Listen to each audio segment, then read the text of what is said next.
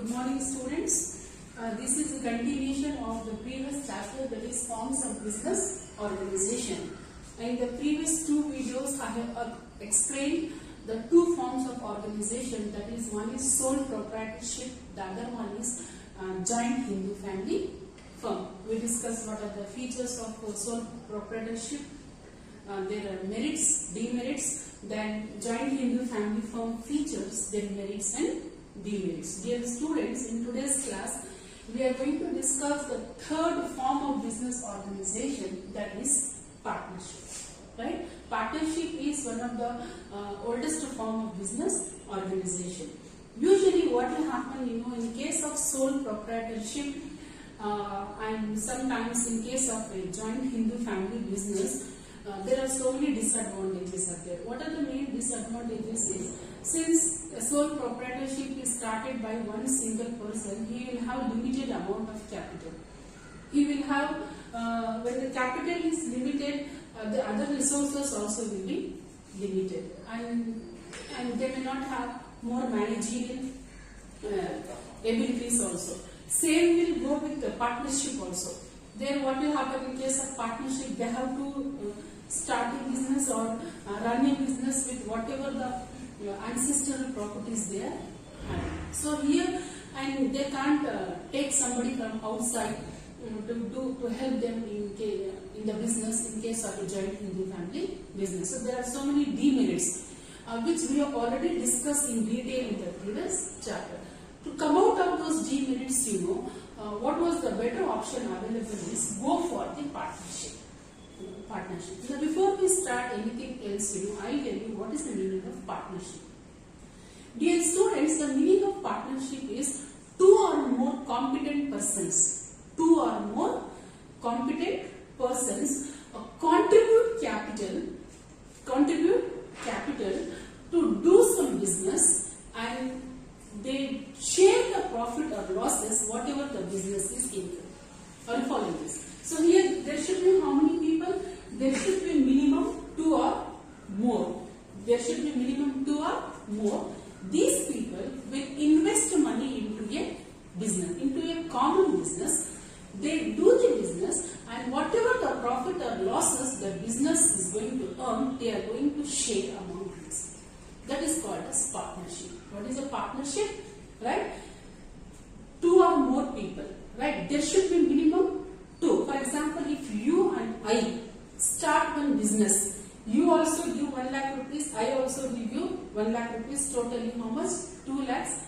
We'll start some business, we'll do some business, you and I will manage the business, and whatever the business earns the profit, you and I going to share the profit, then your and my business is called as partnership business. There should be minimum two people who will contribute capital, they will invest money into some business, they do the business, and whatever the profit or losses the business earns, they are going to share among the business. That type of business is called as partnership business. Are you following this? For example, A is there, B is there, C is there. Right? All the three will start one business. For example, A will give 1 lakh rupees, B also will give 1 lakh rupees, C will give 50,000 rupees. Total how much?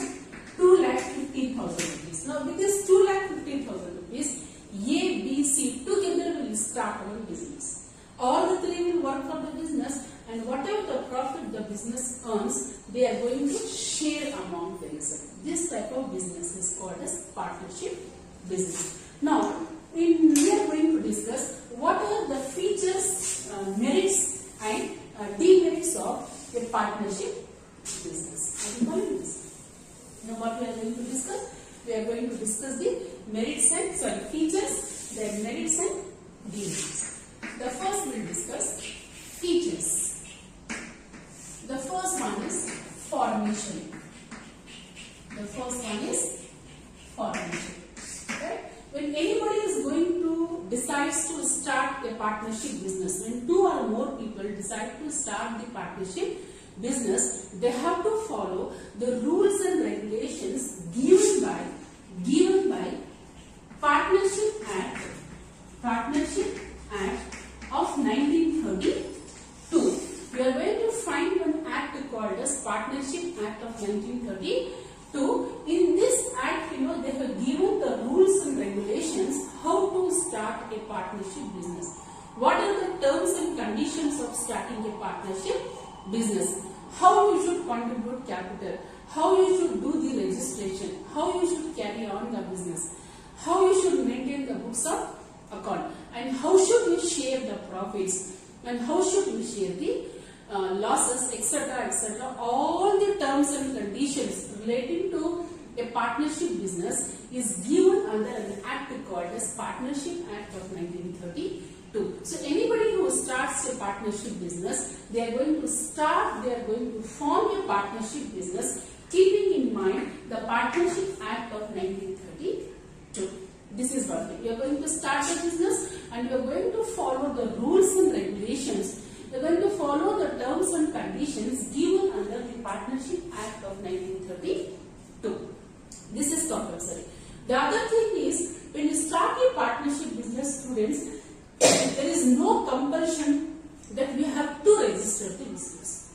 Registration of partnership business is, the choice is given to the partners. If you want to register the business, you register the business, and if you say no, we don't want to register the business, we'll carry on like that. That is also agreed.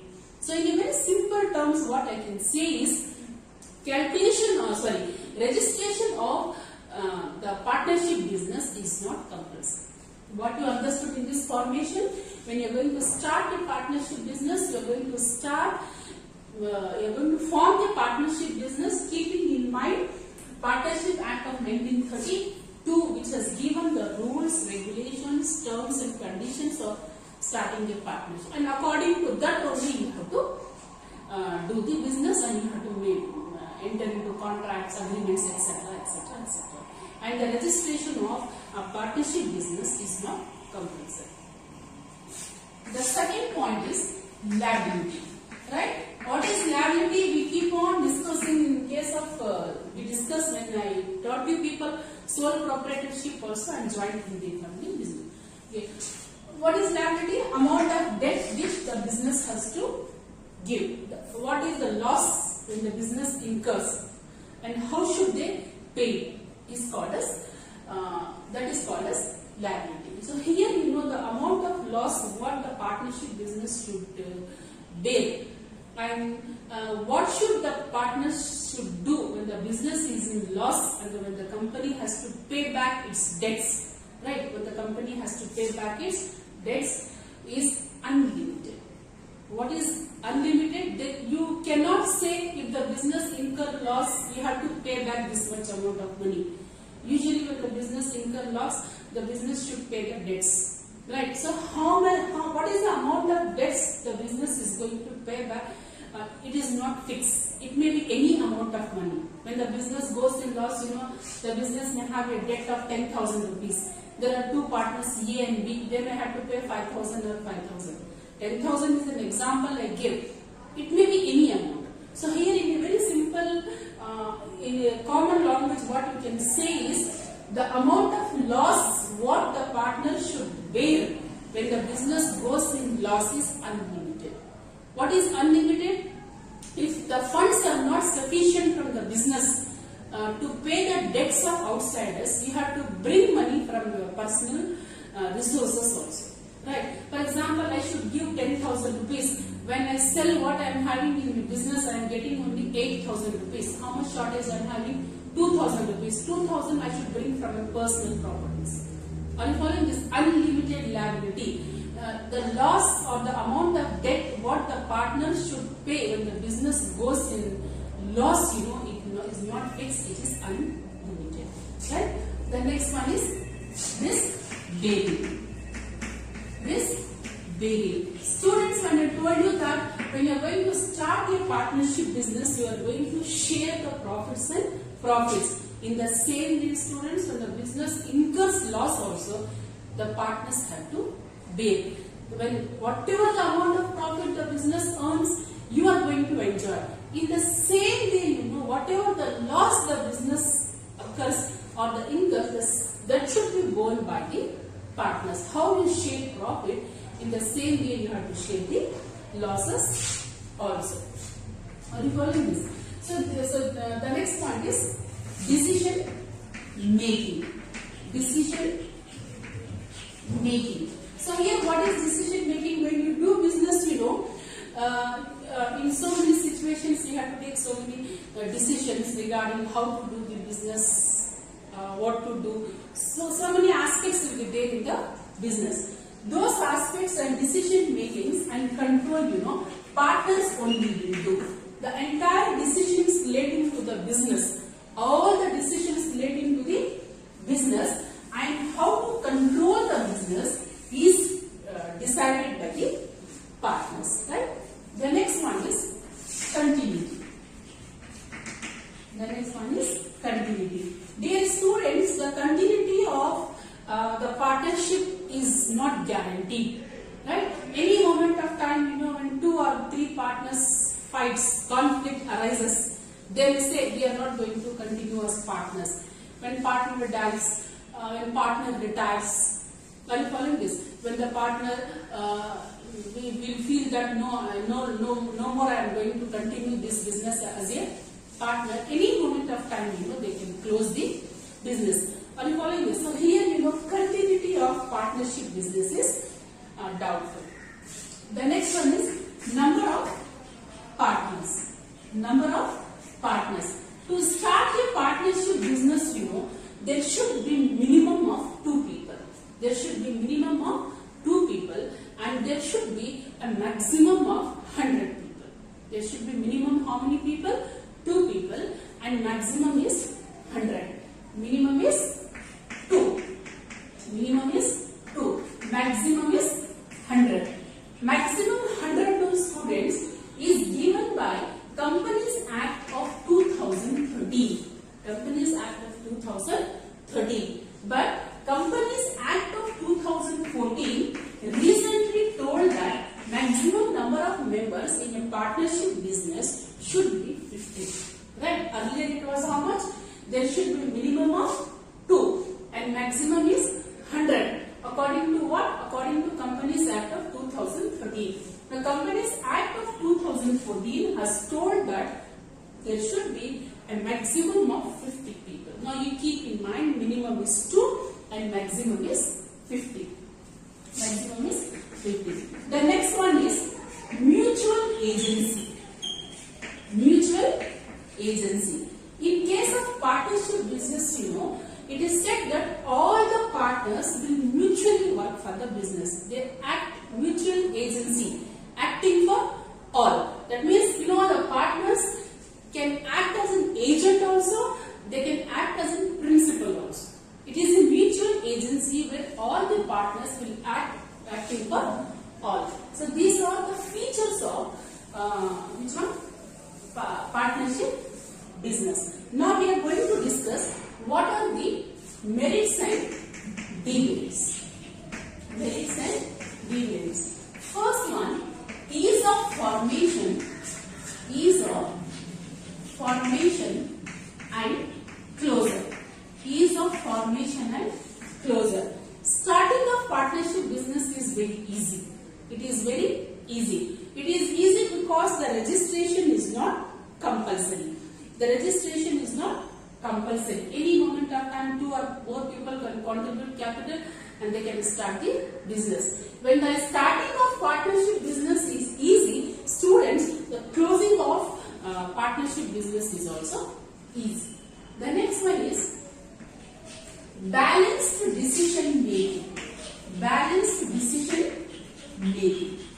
Since all the partners are involved in taking the decision, so thereby what will happen, the decision what they have taken, everyone will agree and they are going to take a balanced decision. The next one is more funds. More funds. Since you can take any number of more than 2 people as a partner, if you want more amount of capital, you increase the number of persons as partners. When number of persons increases, automatically they are going to bring capital and you are going to have more funds. Right? The next one what you are going to have is sharing of risk.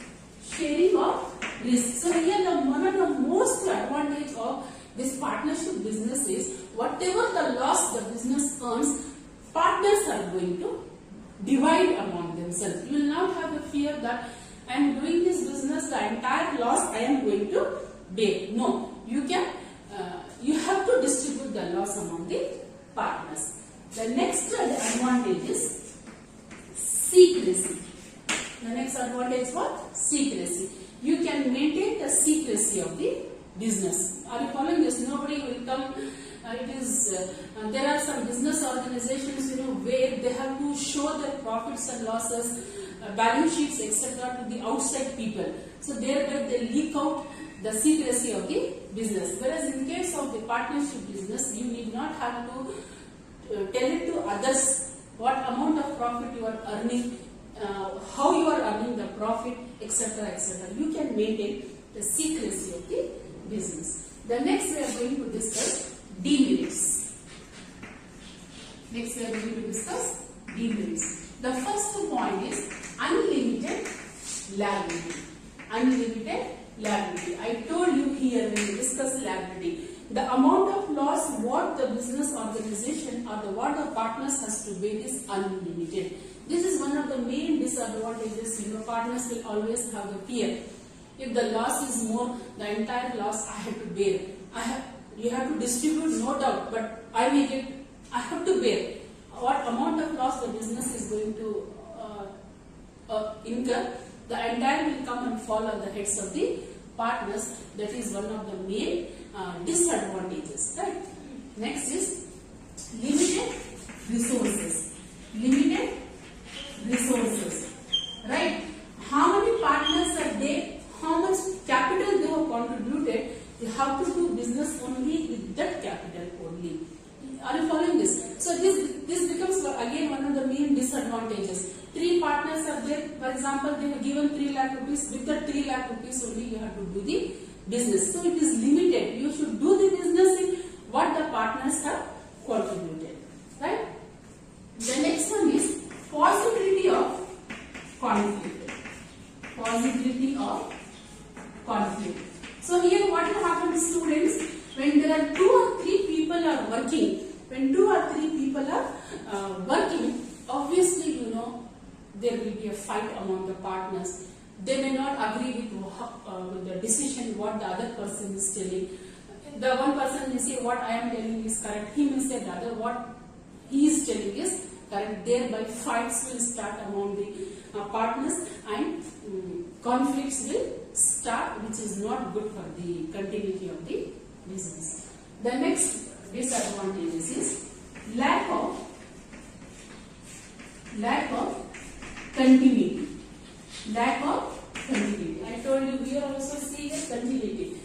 A partnership business will not continue for a very long period of time. When 2 or 3 partners are there, if one dies, the partnership business will close. If one retires, the partnership business, no doubt they can start with other people, other business, that is different. But this business, what they have started, they have to close. When a partner dies, the business is closed. When the partner retires, the business is closed. When there is a conflict among the partners, the business is closed. The last point is lack of public confidence. Lack of public confidence. Why lack of public confidence? Here what will happen, the partnership business will not leak out the secrecy of the business to public. Will not leak out the secrecy of the business to outsiders. So thereby what will happen, public will not be knowing what is happening inside the business, how you are doing the business. Are you improving? Are you growing? Are you earning huge amount of profits, etc.? Nobody will come to know. When nobody will come to know, people will not trust the business and they will not have confidence of the business. Public will believe, public will trust a particular company only when you tell what you are doing. You would have seen, televisions, etc. So many big companies, for example, Reliance companies, etc. Those people who are in the field of motor vehicles, mobiles, etc. They keep on showing on the televisions. Their sale has increased, their profit has increased, they have expanded the business, they have amalgamated the business. So when we come to know about all those things, we'll have a kind of confidence. For example, Reliance Industry. We know everything about Reliance Industry. They are in which field, how much amount of profit they are incurring, how much tax they are paying. We have one confidence that company is doing good. When we have confidence, when they leak out what they are doing in the business, when they show it on the television, when they show it in the newspaper what they are doing, when we come to know what is happening into the business, then only we will get the confidence in a particular business. Whereas in case of partnership students, that type of confidence is missing. Why it is missing? Partnership will not leak out the secrecy to the public. So these are some of the demerits. Right? In brief, I will tell you what is this. What is partnership? Two or more people contribute capital to a common business, right? And they do the business and they share the profit or losses what the business is into, right? Now, what are the features? Formation. We are going to start the partnership business according to Partnership Act of 1932. You have to follow the rules and regulations, terms and conditions given in the Partnership Act of 1932. And the registration of partnership business is not compulsory. The second one is liability. The amount of liability what the partners should bear is unlimited. If the business property is not sufficient to pay the debts, then I have to bring the money from the personal resources. Risk bearing. They share the profit also in the same proportion and they share the loss also in the same proportion. Decision making and control is in the hands of partners. Continuity. A partnership business will not continue for a very long period of time. Since they have limited number of people, if anything happens to the members, the partnership will come to an end. Number of members. There should be minimum of 2 and there should be maximum of 100 according to Companies Act of 2013. And now the Companies Act of 2014 is telling there should be a maximum of 50. Mutual agency. Partnership business is a mutual contract between the partners. They are acting for all or any of them acting for all. They can be a principal also and sometimes they can be agent also. Now coming to the merits, ease of formation and closure. Starting of partnership business is very easy. You require a very limited documents. Registration is not compulsory. Since formation is easy, closure is also very easy. Balanced decision making. All the partners are involved in the partnership business and all the partners will be involved in taking the decision. Everyone's opinion is taken. Thereby the decision will be acceptable and it is balanced. More funds. Since you have more number of partners, you can increase the funds. If you want, for example, 3 partners are there, you need more funds. You can take one more person as a partner because when he becomes a partner, he is going to bring the funds. So thereby increasing funds option is more. Sharing of risk. You are going to distribute the loss also among the partners. Secrecy. You can maintain the secrecy of the business. It is not necessary that you should go and tell outsiders or you should show the books of accounts to the outsiders how you are earning the profit. Right? Now coming to demerits, unlimited liability. The amount of loss what you have to bear is not fixed. It may be any amount of loss the business incurs, the partners should bear. And if they don't have sufficient money in the business, they have to bring it from their personal resources. Limited resources. Since you have partners and whatever the amount they are going to contribute, with that only you have to do the business. This is one of the main disadvantages. Possibility of conflicts. When 2 or 3 people are there, obviously there may be a difference of opinions, different in style of working, etc. So thereby fights, misunderstandings and conflicts will start. Lack of continuity. As just now I told you, a partnership business will not continue for a very long period of time. Death, retirement, loss, conflicts may lead to the closure of partnership business. Lack of public confidence. Since you are not going to leak out the secrecy of the business or you are not going to show the books of accounts to the public will not have the confidence on your business. So dear students, so these are the features, merits and demerits of partnership business. Try to understand this. In the next class, I will do one more form of organization or the continuity of this chapter.